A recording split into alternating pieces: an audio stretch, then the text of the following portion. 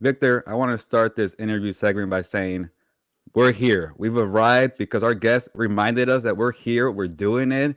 And I'm so excited to introduce this guest because he's an OG, real compa, a supporter from afar, just telling us that he's been watching us for the last few years, growing on Compas on the Beat. We're branching now to House of Horns. Long overdue. But our guy, Jose Romero, Arizona Cardinals beat reporter for the Arizona Republic. Jose, how are you doing? How's the beat treating you? Honored to be here, guys. Man, it's so crazy to think about it. 7 seasons covering the Seattle Seahawks back in the early 2000s, and here we are, all these years, 15, 20 years later, and I'm back covering the NFL, doing the Cardinals. It's a long story of how I got here, but I'm sure you guys are slightly aware of it, somewhat aware. But I'm back to it, and I'm thrilled, I'm honored, and it's opportunities like this that make it all worthwhile. Man, Jose, that's awesome to hear that you're back in the NFL because for a while I kept counting on my fingers like how many Latino NFL beat reporters are there for a major English outlet? It's like is it me, Paul, Fernando, and I think a few people in Florida. Yeah. So I'm glad to have you, Jose. Adding to the numbers, they're small, but we're growing. But that kind of brings me to my next question because I see the Mexico jersey. I'm guessing you're excited for the World Cup. I know Victor is. So a couple questions. You said Seattle. You're in Arizona right now. Where is home for you, and where is home for the family in Mexico? And give us a couple more stops in your Yeah. journalism career that you could share too. Okay. Well, let's see. I'm very much rooted in the United States. I'm like third or fourth generation on my dad's side. Um, my mom's side, my grandmother was born in Guadalajara, Jalisco. Family grew up in Ventura County, Oxnard, Moore Okay. Park represent, man. Love that place. Yeah, Yeah, But Drake London. 805. yeah, that's the home area where it all started for my parents, who grew up only about 20 miles apart. And they moved they came up to Oregon before I was born, and my dad was a graduate student at the University of Oregon. He's like a really super smart, brainy person, and always has been. And that's where I was born. So it's been Oregon for life ever since. And went to the University of Oregon. I was born to go there because my whole family, my mom and dad went there, my sisters went there, I went there. So we're big ducks in our house. And the so the roots are in Oregon, the Portland area. Going back to Mexico, pretty far back. I don't even think I have family there anymore. To be honest, I couldn't even tell you. But home now is in South Phoenix in Arizona. Um, I love my neighborhood. You can go. This is the type of neighborhood where you could go the whole day without having to speak a word of English. So it's really cool. Like I've never really had the experience of living in a largely Latino or Mexican neighborhood in my life, and this is the first time, and it's pretty cool, man. It's pretty wonderful. So with the career, man, it got started many moons ago in the mid 1990s after I got out of school, and mid to late 90s when I got out of school. And I was a late start. I got kind of a late start to the whole thing. Thought I was going to be a teacher for a little while. Somewhere along the way, a family friend said, "Hey, you're a good writer," and I'm like, "You think so?" And then I went to work at a TV station, and the news director, who eventually fired me, told me that I was a good writer. So I kept hearing from people along the way, "You write really well." And so it finally clicked. Maybe I should pursue this a little more. So the family friend offered me a job, a position as a freelancer at her newspaper, which was a bilingual Spanish and English paper in Portland. And from there, it just took off, man. I got a job at a small biweekly paper in the Portland area. Got an internship with the Seattle Times. Moved around to all their papers: Yakima, Washington; Walla Walla, Washington; Pacific Northwest, all the way. And then ended up in Seattle. Spent 11 years, almost 11 years there. Covered the Seahawks, covered the Seattle Sounders for their first year in existence. College sports. Started out in high schools, paid my dues. Man, that was good. I look back on that, and those were some of the good times, man. Even though it was hard, it was just good, And moved to Arizona without too much job prospects because I really wanted a family. I wanted to get married and start a family. And to do that, I made the move to Arizona, and it took a long, long time and a lot of years of freelancing, a lot of hustling, a lot of working at Costco, pushing carts in the summertime in the heat, just odd jobs. I mean, I was an usher at the Cardinals Stadium in 2010. Wow. I was an usher. I was like showing people to their seats. I was like looking out for people fighting. You know, I had like a walkie-talkie just in case, you know, so I could call the cops. But I mean, I just look back on all these little odd things I did in my adult life, man, when I'm supposed to be in the prime of my career, you know, but I'm doing this stuff, trying to get back. And then I taught at Arizona State, tons of odd jobs. Finally landed a job at Arizona at the Republic after years and years of applying. You know, I probably had 4 different applications that got turned down. And here we are. 2020, I got hired. 2 years later, covered the hockey team Coyotes for my first 2 years, and then jumped over to the Cardinals. So I hope that did not take up too much time, but that's it. No, that was awesome. No. And I just wanted to say, for those that don't know, I know I was telling Gil and Jose before we jumped on that Jose actually gave me my first shot out of college. And so I got to do a couple of stories. I was able to do the Julio Urias story at the Sporting Nation. But you talked about it as you were talking about, you had a story on Somos Sports about your 3 months as an essential worker. Can you give us just a little bit of that? Talk about that. Oh man. Okay. So it starts in March of 2020, right before the pandemic hits. I'm freelancing for the Associated Press. I'm going to spring training. You know, I'm going all over the valley here to different spring training sites, doing stories for the Associated Press. Awesome gig. I did it every year for 10 years. And it was a good money maker for me. But COVID comes around, right? Coronavirus comes, shuts down everything. And I remember just, you know, thinking to myself after that Thursday, it was a Thursday, I'm pretty sure, when they shut everything down. The last interview I did was with Kendall Graveman, who's a pitcher. I think he's still playing. Reliever. Yeah. Still pitching. And that was it. And then everything shut down. I never went back. Obviously, you know, spring training was canceled. And I'm thinking to myself right away, okay, everything's dried up because the freelancing's dried up. There's no sports, nothing going on. I'm a guy who can't sit still. I got to work. You know, I got to contribute. I have a family. So, you know, my wife is still working. And I decided, look, I can't just sit around and, you know, do nothing. Immediately I figured that the grocery stores and like the big stores would be the ones that were going to be hiring because, you know, people still needed stuff. So I was online. I looked up Costco. I saw that they were hiring. I think I called a number. I clicked on something, and then I called the phone number. I got a call back like literally 5 minutes later, and this was like at 6 o'clock at night.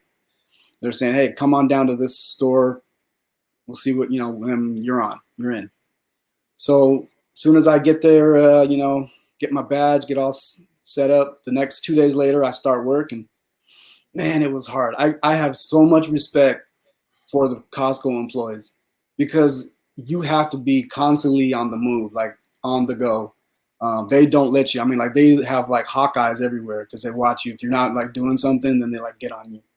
And, you know, and I'm like, you know, I'm an older guy. Like I don't need somebody telling me what to do, right? But, you know, it's going back to that roots of when I worked in a grocery store when I was in high school. And, you know, because it kind of felt like that. But we were all just temporary employees. And anyway, some guy recommended to the manager, hey, we need some help outside on pushing the carts around, you know, putting the carts back in the cart areas. And it was, you know, it's in the summer, man. It's like 110 degrees out there in Phoenix. I don't want to be out there. I'd rather be inside, like boxing up groceries.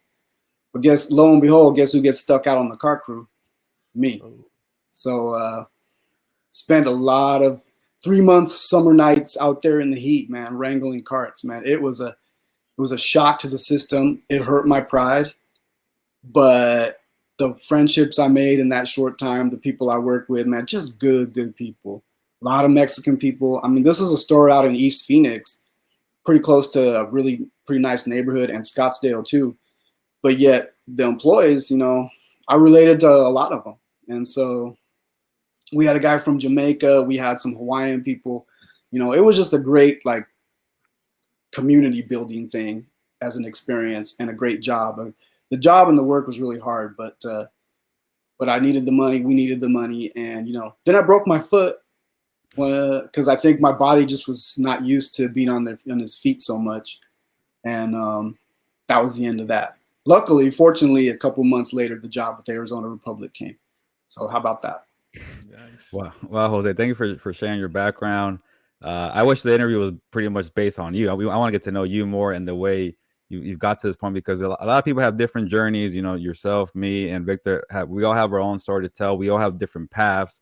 Usually for us, Latinos, it's a little longer road to get to where we want to go. Absolutely. In this business and journalism, but we're paving the way. We're putting our dues. We're working hard. And then you reminded me, like, one of my first starts for me was I was an intern at the Arizona Republic when I was in college, and that kind of catapulted me because it put my name out there, because I was in an internship with people from Yale to Stanford to UCLA to USC, and I'm over here from Cal State Northridge competing. But I was there, rubbing elbows, doing my thing. So we need to have like a podcast about how all of us had our journey to get to where we are. But I'm glad you're at the Arizona Republic. You're doing your thing. I can only imagine how many Latinos were covering hockey when you were covering the Coyotes, Jose. I was gonna say, there you go. That's the number. One guy in Vegas. One guy in Vegas. That's it. Was it Willie? Willie. Yep. Oh, okay. All right. There you go. So yeah, not many. I'm over here counting on my hand for the NFL, but imagine hockey. So, but Jose, let's get to this big NFC West showdown between the Rams and the Cardinals. And before we start breaking down this matchup, I got to ask you about the chaotic game. I'm guessing you were there in Las Vegas for the Raiders Cardinals. Yes. I think kylermurray is still running around the field trying to get that 2-point conversion. Jose, what was your biggest takeaway from that game? Because they were down 20-0. They come back firing. They win the game. What did you see from your point of view, and what do you remember the most from that chaotic game? Well, I have to start with there's always been a little soft spot in my heart for the Raiders. Because of the history that they have of hiring, bringing in Jim Plunkett and Tom Flores and all the diversity hiring that they've done over the years, a lot of groundbreaking stuff. So and I think we all got a little Raider in us, right? As Mexicans, as Latinos, So when I'm walking around outside on the tailgate, it was like a family reunion. Like it was like I was back in Ventura County with my primos and my tios over there, and that's what I loved about it. The whole Vegas experience, that was what stood out for me non-game. Just being out there and seeing all the people, faces painted, and being Raider fans. And I related because it's, the first game I ever did first road game I ever covered as a beat writer for the Seahawks was Oakland Coliseum Raiders. And I got off the train there at the BART station, and in the tailgate lot, they're offering me tacos and food, and you couldn't have picked nicer fans. So they get a bad rap. But anyway, long story short, we go. So the game was, they were dead in the first half. The Cardinals were they looked completely deflated. The body language looked bad. They could not establish anything offensively. kylermurray wasn't in a good rhythm. The Raiders had a ton of energy feeding off that huge crowd. And it looked like it was over. It literally looked over at halftime. And something happened. I don't know what was said in halftime or what, but kylermurray came out with a whole different attitude and approach. What they really needed was they needed their defense to step up and make some stops. And when they finally started doing that in the second half, that got the offense going. They have not been able to establish the run with James Conner, who's a pretty damn good running back. And they in 2 games, he's got 51 yards total of rushing. So that's an issue. But, Kyler started hitting his receivers all over the field. And keep in mind, this is a shorthanded team. There's no DeAndre Hopkins. He's suspended. They're throwing to a guy named Greg Dortch, who was, a guy on the bubble to make the final roster. And now he's the Forest. So, then he starts getting his good buddy Hollywood Brown involved. Zach Ertz comes back and has a big game himself. He's catching passes. So the offense is moving and guys are making plays. And there were so many near misses that they had to have. They had to have all these 2-point conversions, 2-point conversions that they had to have. Had to have. I think they went for it on 4th down 3 times and got them. every time. And that was the thing, man. It was just everything had to fall into place at the right timing in order for it to happen, because they scored the 2-point conversion with no time left on the clock. It was an untimed down with no time left in regulation to send the game into overtime. And how about the throw from Kyler to AJ Green for the 2-point conversion? I mean, it's like throwing a needle through a haystack. You know, the only Kyler makes that throw in that place. And he really came of age as a leader, I think, in that game. Ever since he signed the big contract extension, they've been. I think he's taken on more of like a leadership role. Some guy who's more accountable, who's willing now to step forward and be vocal, and definitely been out there more in the community, I would say, and on the field, just really being a different sort of person. And I really believe that the contract has allowed for that. He realizes he's making big money. There's a lot of pressure on him. And so he wants to show, look, I can handle this, and I can lead my team, and I can carry my team if I have to. And that's exactly what he did. Jose. Oh, go ahead. Yeah, I was going to say, my next question was going to be, how has he been since the whole contract with the contract and then the mess with the, too many video games, watch more film.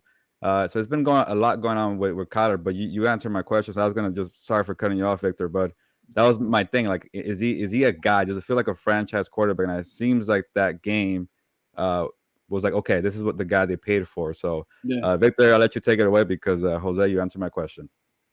Yeah, no, Jose, I was just gonna ask. I know they looked terrible the first 6 quarters. So and Clint Kingsbury and the GM have contract extensions, so they're not on the hot seat. But how does the fan base feel about the people up top and the head coach? I think that's a great question. I think there's a mixed reaction there. I think there's a lot of people who, criticize the general manager Steve Keim for the draft, for his draft history. A couple of guys have panned out. A lot of guys haven't. And in some cases, guys that they have drafted and tried to develop, they haven't really used them the right way. You've got a guy in Isaiah Simmons, for example, who is in his 3rd year. He was a first-round pick, and they really haven't found a definitive position for him. So the defensive coordinator, Vance Joseph, labeled him a star backer. And what's that, right? A linebacker who's a star, I guess. But so this is a guy who's super athletic, super talented, but they just have not been able to find a specific place for him.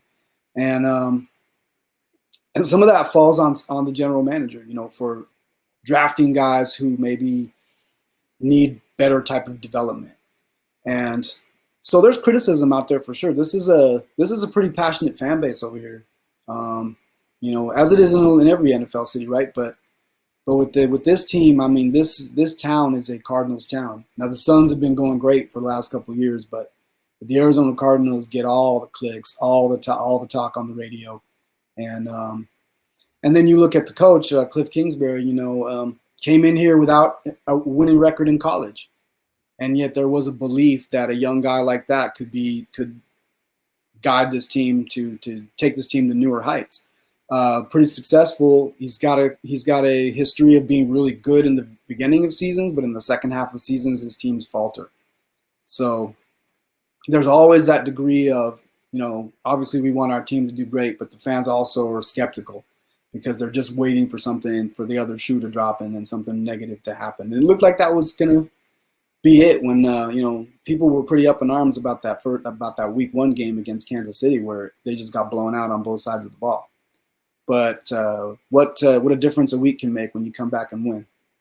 Yeah, Gilbert, I think Jose's reading our rundown. I was going to ask him about Isaiah Simmons, but he answered the question, so I'll let you have the next question. A guess is good when he's already ahead of us. So he's being efficient. I love it. So I guess I'll take it away for this one. Jose, how about the rest of the defense? Because we were very curious about Isaiah Simmons. Maybe you could answer a little bit about that because he rarely plays, but then he had that big hit on Hunter Renfrow. But overall, this defense, how's it looking? Is jjwatt still jjwatt? I haven't really paid attention too much for this year because he was injured last year. So does he look like the same dude? And then the other thing about it, the Rams are so banged up on the offensive line. They're down to like their 3rd string guard. Their center won't be around. Their left tackle is dealing with a sprained MCL. So can this front get some pressure on Matthew Stafford? Because when you get pressure on Stafford, usually things go well for the other team. Well, that's the thing. We haven't really seen it. We haven't seen. Well, first of all, JJ didn't play in the first game, calf injury. Then he plays. He was kind of on a pitch count in this last game, but I think second or third play of the game, he got a sack on Derek Carr. So there's been a flash of, yes, jjwatt is back to jjwatt, but I think the Cardinals might have to sort of accept the fact that he's just not who he once was, and they have really kind of put it on the shoulders of some younger pass rushers to step their game up. Guys like Victor Dimukeji and some of the other outside linebackers. Dennis Gardeck, who's kind of just an animal out there. When he gets going, he can really make a difference. But with Isaiah Simmons, he played in that first game extensively, played the whole game or most of it, and he was the guy with the green dot on the back of his helmet. He was the communications guy. All of a sudden, that's gone. It's moved over to a different linebacker. His playing time diminished. So there must have been something between week 1 and week 2 where they realized this guy's just not ready. And that's a big deal. That speaks to, has he ever been ready? So immensely talented, but there has to be, there was definitely a big change there. I think Simmons took it really well, because he ended up making that big play like you guys talked about on Hunter Renfrow. But I think the defense has a lot of questions to be answered. And we're not even talking about a pass rush. We've got a cornerback situation where they were super shorthanded there. And the safeties, of course, Budda Baker, Jalen Thompson are two of the best in the league. But that defense still has a lot of proving to do. Wow. Okay. And Jose, one more football question. I'm gonna get Victor to squeeze in a non-football question here. I know he's dying to ask this question, but one more football question, and it's because again for the Rams, another place they're depleted is a secondary. Troy Hill has a groin injury, so he might not play. Their rookie who stood out against the Falcons, Kobe Durant, might not play. That's pretty much Jalen Ramsey and a bunch of unproven guys. So. But on the Cardinals side, they don't have DeAndre Hopkins. How's the rest of the receiving core looking? You kind of brought up already. Yeah. So I guess give me a summary of this offense. Was it kind of a thing where they just clicked for one half and had a really bad 6 quarters before that? Or is this an offense that can compete with the Rams, with A.J. Green and Hollywood Brown and Greg Dortch, like you mentioned? His quarterback in college was John Wolford at Wake Forest. Yeah. So back for the Rams, the connection right there. But overall, this offense, can they take advantage of a banged up secondary with the Rams?